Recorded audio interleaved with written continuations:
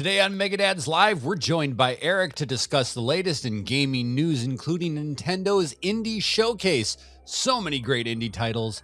And should you care about Project Helix? No. Let me ask you a question. Your last name is Wood. It is. Anybody ever call you Woody? Every day, all day. Is this true? Megadads Live is a mature-rated podcast. It's for the Megadads, the Mega Moms, but not the Mega Kids. So put on those earmuffs and let's go!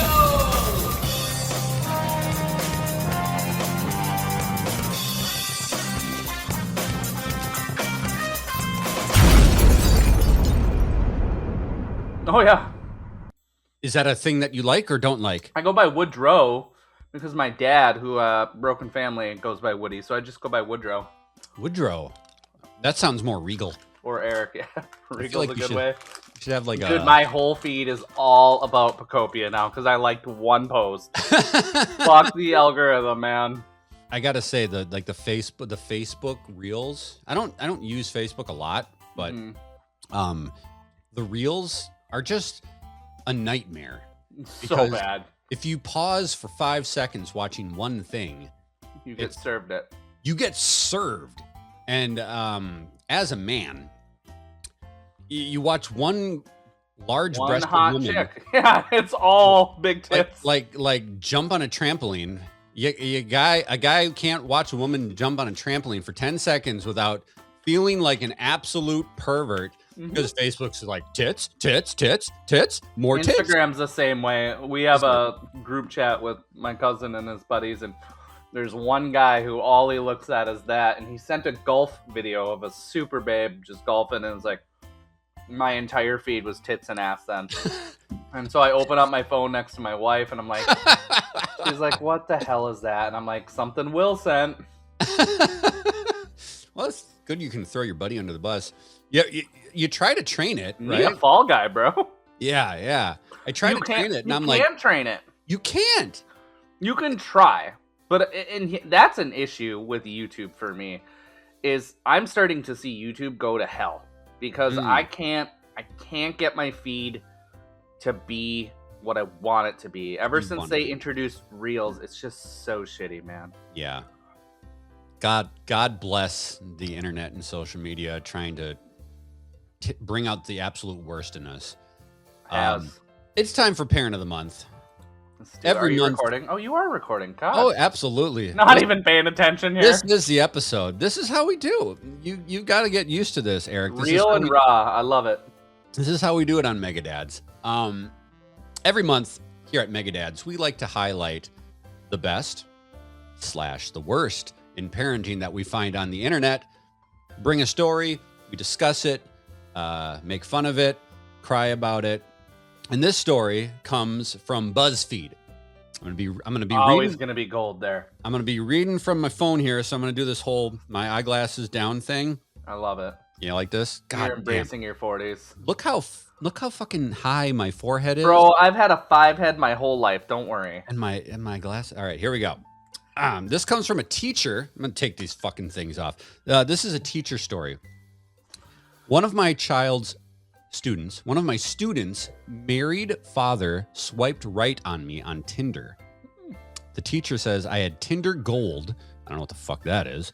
And could see everybody who had liked me. And so obviously I did not match with him. This dad is married and a father of one of her students.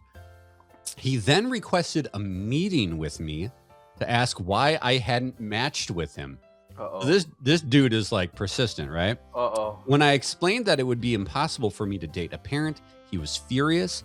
He filed a complaint about me every week for the rest of the school year, which was funny because he'd been singing my praises up until when I had rejected him. So this guy... Isn't he married? He is married. What the fuck? There's all sorts of stuff going on here. So this father of this student is like praising this teacher, finds her on Tinder, tries to hook up, gets rejected, requests a meeting at the school about it, and then starts harassing the teacher with complaints. Have you ever been that hard up that you would like try to ruin somebody's life just to get a little ass? Never. No? No, I don't think so. This is crazy. This is a crazy fucking let me story. think on that one for a second. I guess maybe in my teenage years, Yeah? I may have tried to tarnish a reputation of a dude or like talk ill of a dude to try to get with a girl. Sure. That definitely happened. But To what lengths I not went? the reputation of the girl. No. The dude she Yeah. was like curious about. And, That's fair. That's fair play. That's okay. But I never like. We didn't have social media. We didn't have Tinder back then, so it was all just the word of mouth shit. The or you like pass a note in geometry and be like, yeah, John's a complete jock douchebag. Don't go to the dance with him. The opportunities for harassment are plentiful in the internet age. Terrifying. But, when I was younger and trying to date people or whatever, my fear of rejection was so great that anytime I would get turned down, I would just wither into like a prune and roll away on the ground. I cannot imagine launching a campaign against a person. This is crazy shit. And this poor child. I can't imagine knowing your dad's that big of a loser. Yeah. And then forever, that's bullying and teasing material for a lifetime. Poor guy.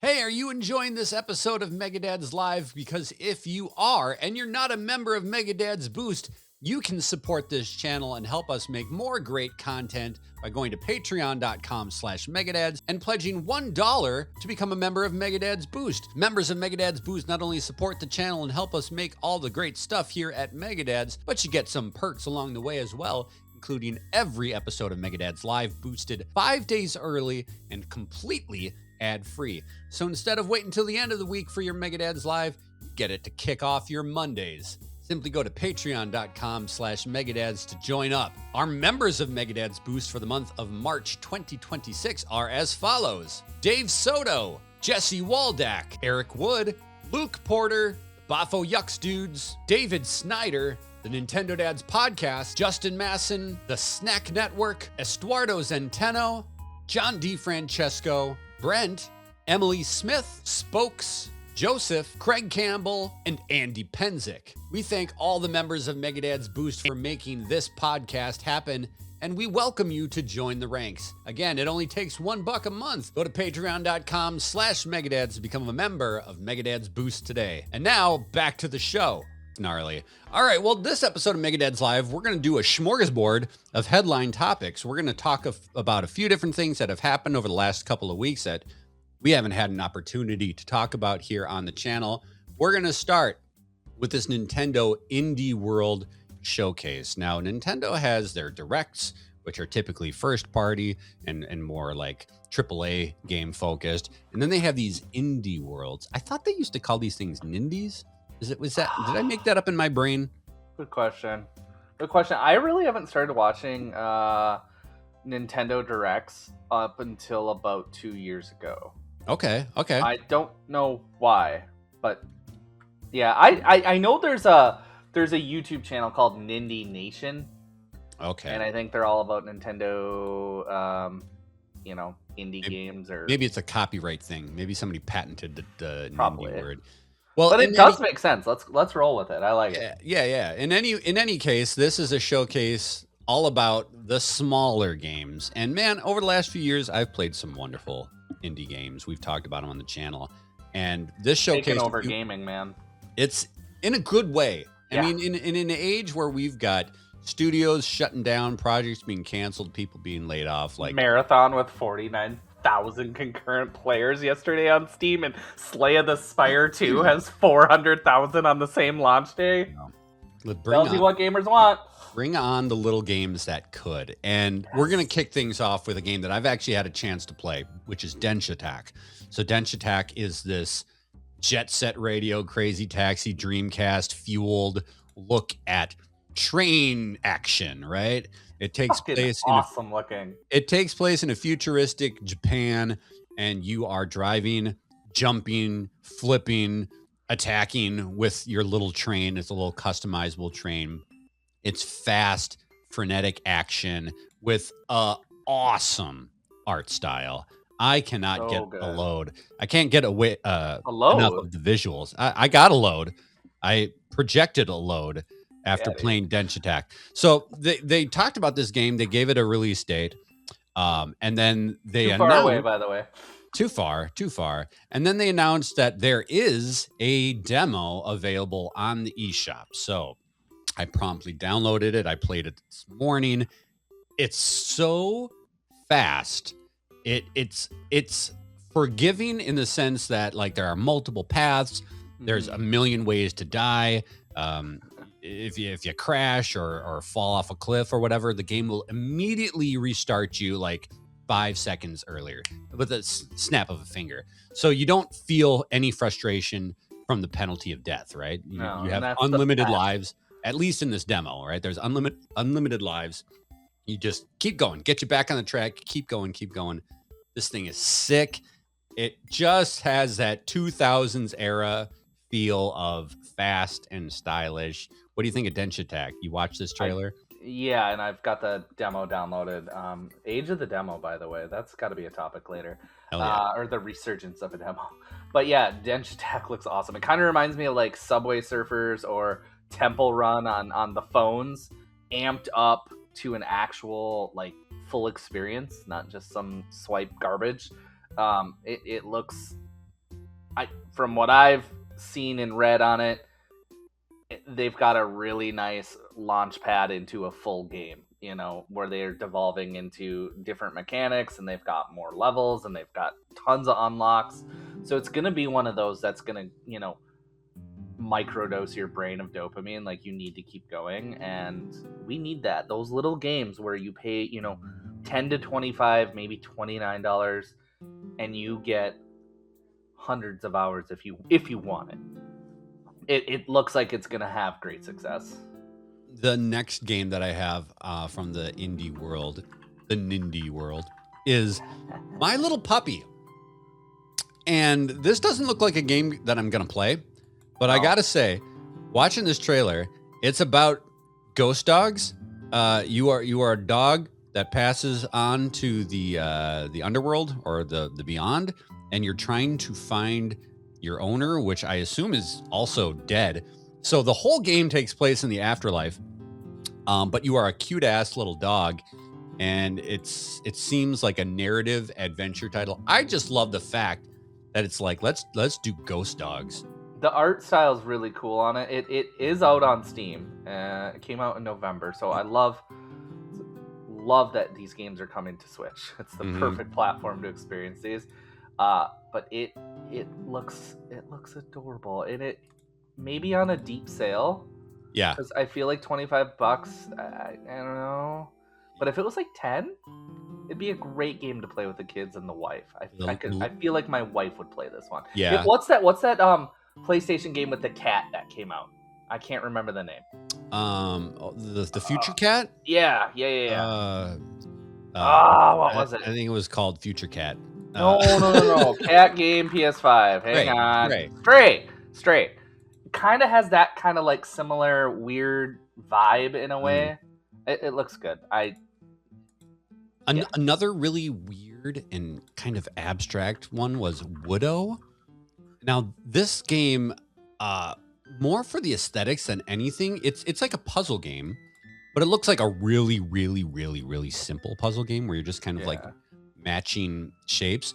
But the look of this game, oh, it's so cute. It's perfect cozy girl gaming. Remarkable. These little wooden dioramas, these little wooden figurines, and it like allows you to kind of play and manipulate them. But it looks, you take like you know how Yoshi games have gone on that whole tear of different kind of crafty aesthetics. Widow, the whole thing is wood carving. Looks beautiful. Did you check this one out? I checked out the splash page on Steam. I always usually look at them, and like if they look awesome, I'm gonna wish list them for a sale. Yeah. There are a couple other on this list that I was a little more interested in, but the art style is really beautiful, and it truly, like in the rise of cozy gaming since Stardew, it's gonna feed YouTube channels for a while, or streams. You know, people will bring in a community around a game like this. It just because of the aesthetics. Yeah, it reminds me of like the whole like grown-up coloring book thing. Ooh, You know, yeah. like that became such a boom of these adult coloring books to just kind of calm you down. Mhm. That's like if that was a video game in 3D. You're just Yeah. like filling in colored shapes. No taxing gameplay at all. It's just zen shit, but like Yeah. love the art style. It's beautiful. Next is Mixtape. Now, I don't know if you are a fan of like Life is Strange or any of these narrative adventure titles, but Mixtape looks like the next step on that. Yeah, it looks like a spiritual successor to it. Yeah. yeah. I played Life is Strange. My wife really liked Life is Strange.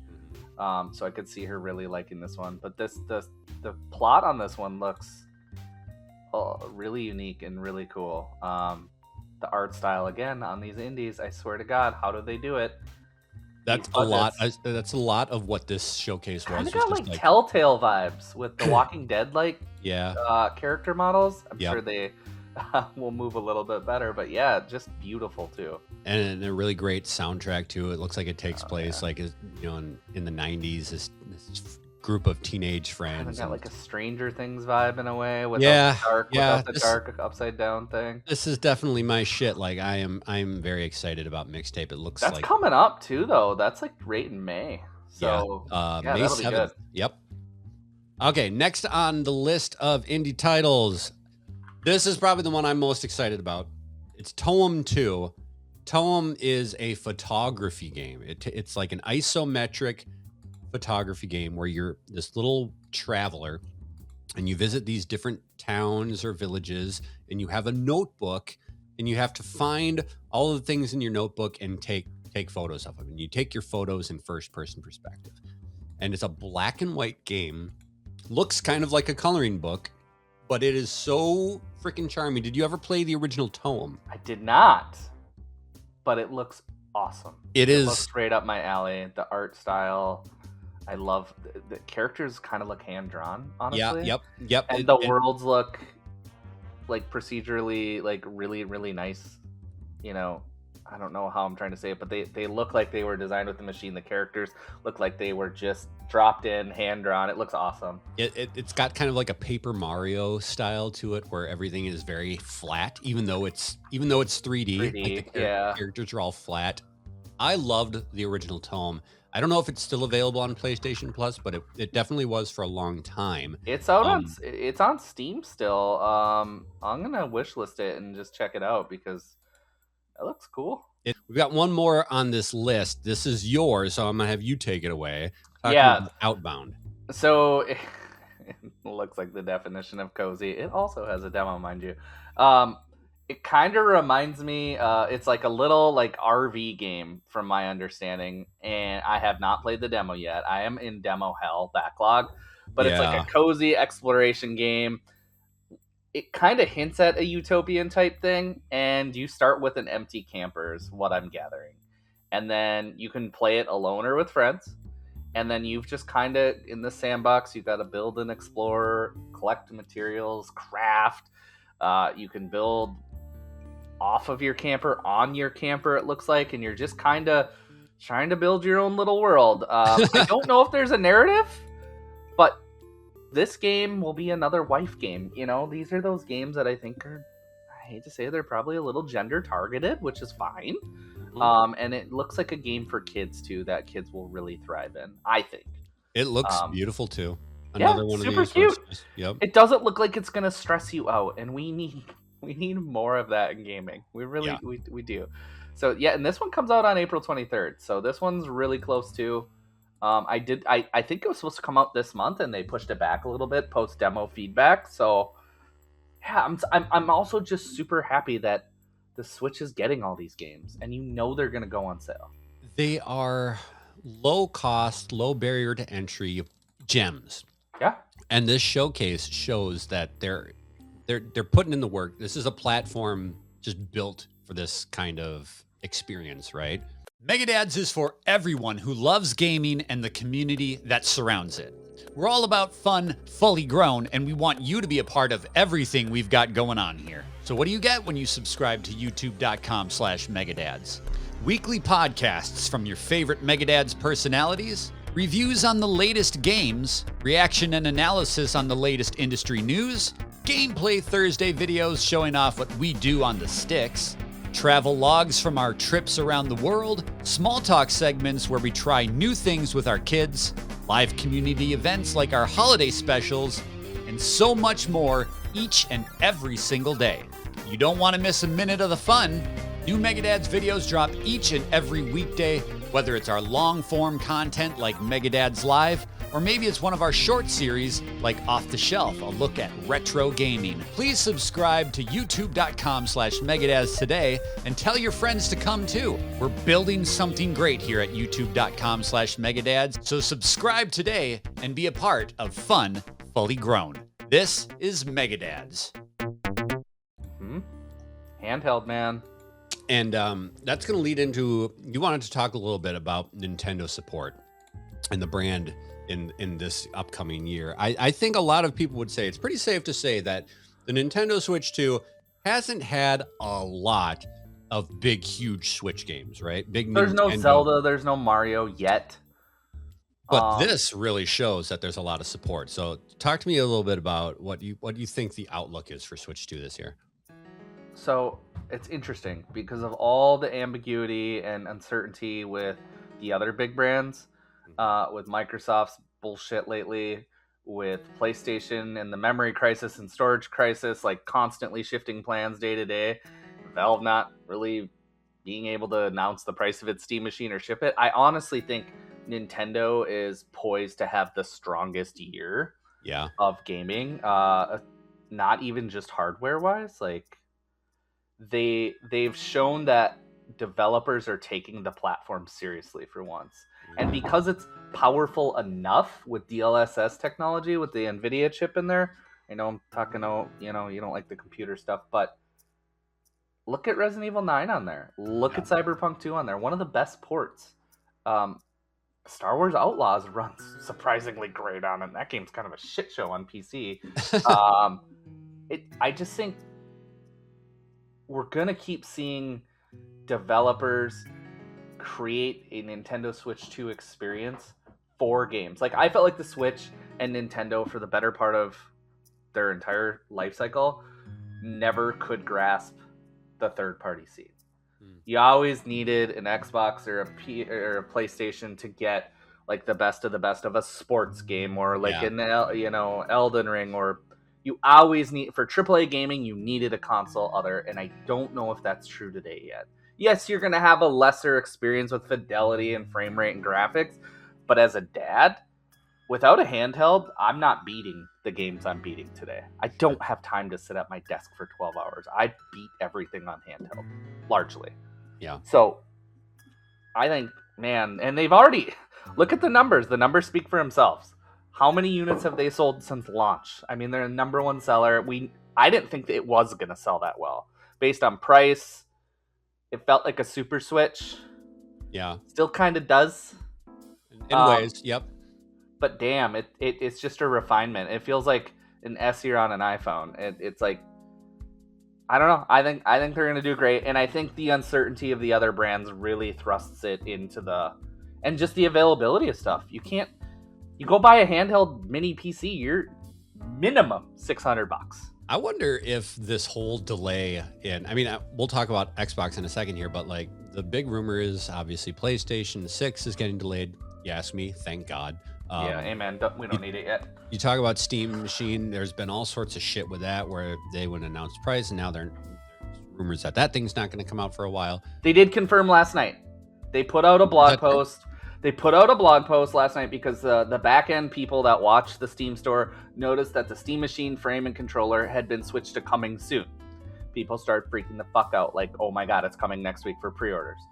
Well, then Valve released a statement, and it was this long drawn-out statement, and then there's a little paragraph that says, we hope to ship in 2026. Oh, man. Whereas before, a couple weeks back, they said, we're going to ship in the first half of 2026. Well, the internet went up in flames last night for the Steam community, and Valve released a subsequent statement and says, we will ship in 2026. Okay. All right. That's encouraging. It just makes me wonder if like this is somehow going to allow Nintendo to maybe even catch up a little bit more. Like Steam, the Switch has always been like a generation behind, but if things are getting pushed out and delayed, and who knows what the future of all that stuff is, it makes me wonder if Switch is going to catch up even more. Can I ask a question to you as a dad gamer who just got a Switch too? Yep. And I know you were apprehensive about it for the longest time, and understandably so. And this kind of leans into our topic of the cozy games and coming off of a AAA like Resident Evil 9. Do we really need new consoles at all? No. Like Xbox might, because Xbox like got a 1 foot in the grave or a foot in a couple of toes. Xbox honestly really surprised me with the fact that they doubled down on that. But no, I really don't think we need anything for quite a while. I really don't. I mean, my son just recently, over the last month, replayed Horizon Forbidden West again, which was a launch PS5 game. Beautiful game. And it still stacks up to all of the new releases. I just don't see a need. I have zero desire. All about this. It is. It's all about that. I have zero desire as a consumer. I don't play any of my games on any of my platforms and being like, man, this is really being held back. I don't get that. Graphics just don't seem to matter as much to me anymore nowadays. I don't need bleeding edge tech. And another component of this whole like ambiguity and uncertainty in the hobby that is gaming, which arguably is the best it's ever been, is PlayStation just pulled back their single player PC game ports. Yeah. So I think Death Stranding 2 is going to come out this month on PC, but Ghost of Yotei is not coming anymore. Wolverine's likely not coming anymore. Yep. My beloved Astrobot probably isn't going to make it to PC. I think it's a smart move for Sony to get back into that ecosystem, lock-in. It's a business model. It really seems to be reactive to just everything that's happening, but which it sucks. Like, I'm of the mindset, play your games wherever you want to play your games. Yeah, I don't care. I don't know. It worries me because PlayStation is such a reactive company. They really you know what I mean? are. Like, they really just seem to not think ahead. They follow a trend for worse almost always, and I don't know. Like, pick a lane, PlayStation. They're not. We talked about it in the episode on RE9, where RE9 and Capcom know what they are. Yeah. I don't know if Sony knows who they are anymore. Yeah, I don't either. They're releasing a monitor. Like, what? Yeah, I don't. How about an OLED PSP or like a new, like, look at the resurgence of handheld gaming. Like, how do you not have a PS Vita 2 out with like PS4 chip level? I don't. Yeah, they're It's late weird. to the game, but they still dominate. They're still number 1 and 2 with Nintendo. But hey, we've got Project Helix and brand new leadership at Microsoft Gaming. Ugh. That's gonna propel Xbox into first place, right? Or whatever the fuck that means these days. I don't think there will be a first place or ever for Xbox ever again. But what I have read about Helix on a technical perspective, and again, elephant in the room of not being able to afford a graphics card or a new PC build, this is going to be $1,000 machine minimum. But it is going to play PC games, and it is going to play Xbox console games. It is going to have backwards compatibility.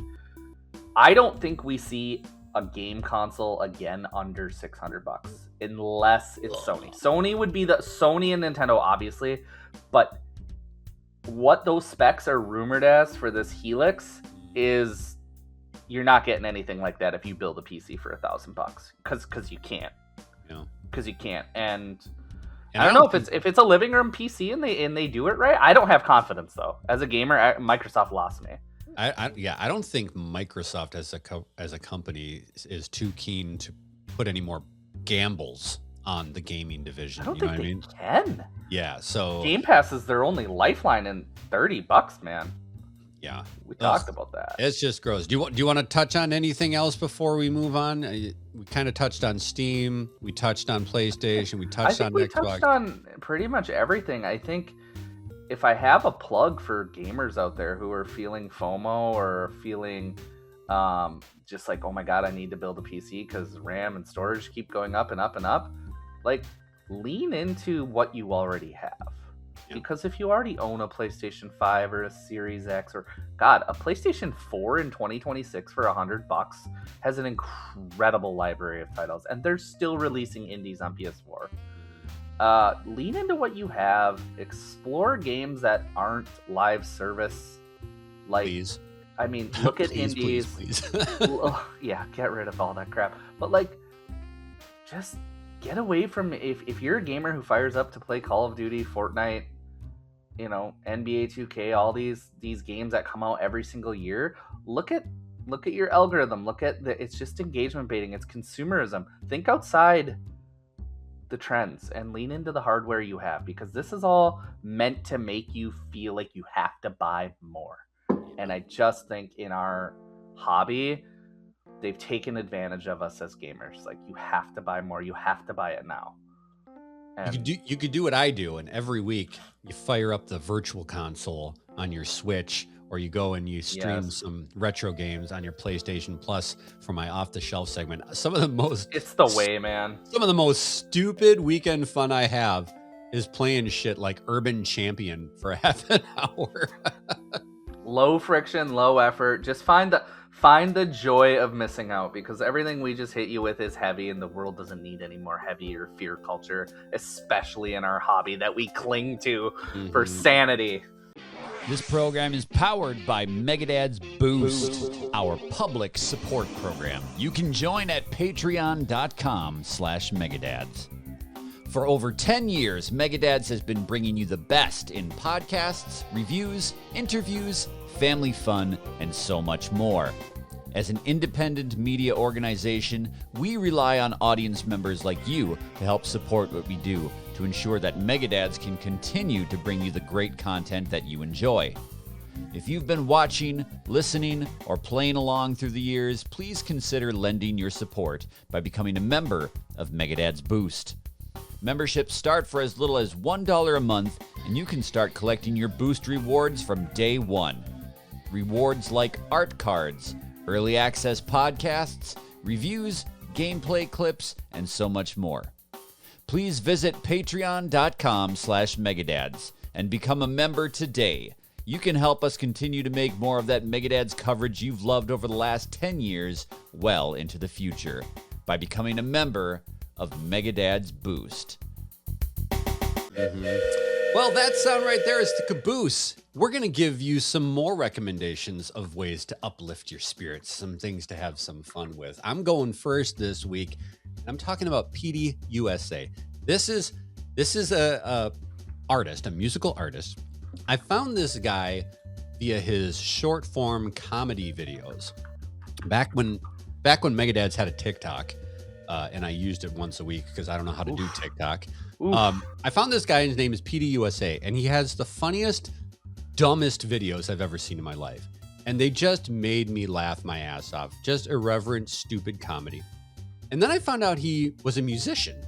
And I'm like, well, that's really weird. He's only 34. He's only 34. This dude's and he's from the Midwest. He's a genius. He's from Chicago. Antonio would love it. And his music is amazing. It's like indie rock pop, kind of gives like a Shins vibe to it almost, which I love. I love that kind of stuff. And I really found myself jamming to his music. And now I don't watch his videos anymore. I just listen to his music. And I listened to an interview that he had on the Soul Boom podcast, which is hosted by Rainn Wilson, the guy who was on The Office. And they had such an introspective conversation about like faith and humanity and the country. And I'm like, this guy is hitting on so many levels that I never would have expected from his dumb little comedy videos. I would highly suggest streaming some of his music because it is really good. Dude, he actually did a song on the Pacific Drive radio soundtrack. Is that right? Yeah. Oh, that's cool. I'm just looking at his stuff. That's wild. It's, you officially got me to sign up and listen. He sounds right up my alley. It's very off-key, abstract indie rock kind of stuff that I just love. So I recommend it. Music these days, everybody's got like a streaming platform, or you could go on YouTube or whatever. Give it a couple listens. You'll find something you like. PD USA Great music. What a name. What a name. I waffled on my caboose topic, but I had to play into the marketing and consumerism bullshit that, you know, with 2 little kids, you go into Target and you're spending more than you ever wanted to because, True.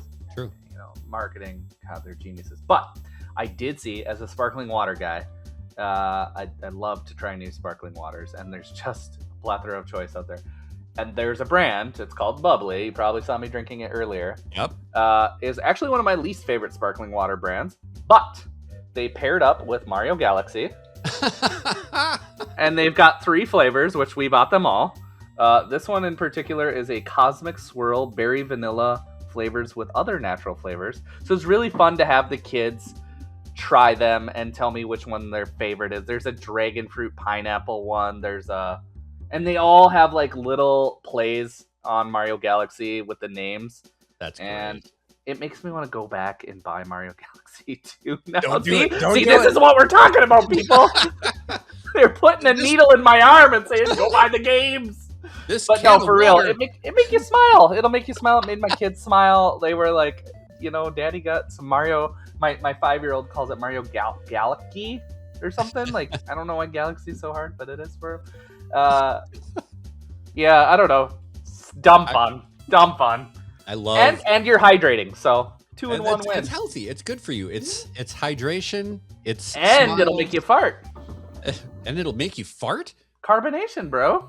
Sparkling Drink water enough gives of you the toots? Oh yeah. Oh my god. Your homework is to drink 4 in a day and tell me if you fart more. I mean, how can you tell? How can you fart any more than I already clean, do? eat chicken and rice, and drink sparkling water. I farted like 45 times during this podcast.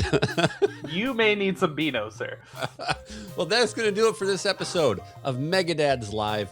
Thank you once again to Woodrow for joining us. We appreciate your insight always. We'll be obviously back to the Megadads 3-way once Antonio returns. Make sure you like the video. Make sure you subscribe to the channel. Make sure you join us in the Discord. The Discord. Do we need a new tab? Oh, shit. That's Or a new it. Chat? I'm out. We'll see you guys that's a next good week. time to be out of here. Bye.